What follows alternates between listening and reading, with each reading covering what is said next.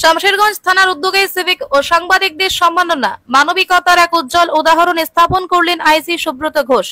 মুর্শিদাবাদের শামশেরগঞ্জ থানার উদ্যোগে আজ অনুষ্ঠিত হলো এক অনন্য সম্মাননা অনুষ্ঠান, যা একদিকে যেমন সমাজের সেবকদের প্রতি শ্রদ্ধা জানালো, তেমনি থানার মানবিক মুখকেও আরো উজ্জ্বল করে তুলল।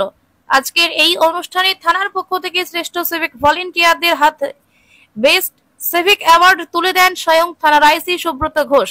নিষ্ঠা, পরিশ্রম ও দায়িত্ববোধের সঙ্গে কাজ করে যারা থানার গর্ব হয়ে উঠেছেন, তাদের মধ্য থেকে সম্মানিত হন মোহাম্মদ নাজিমুল হক, জাকির হোসেন, মনোজ প্রামাণিক, সঞ্জয় মণ্ডল। তাদের হাতে আইসি সুব্রত ঘোষ নিজে সম্মাননাপত্র, একটি স্মারক মোমেন্টো, একটি টলিব্যাগ এবং একটি গাছের চারা তুলে দেন।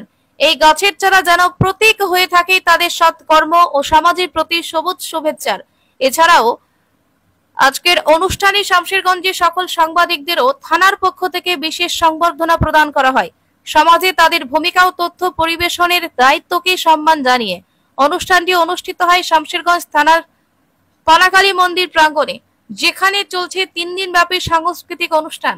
আজ ছিল এই উৎসবের দ্বিতীয় দিন, আর পুরো এলাকা জুড়ে ছিল আনন্দ ও উচ্ছ্বাসের আমেজ।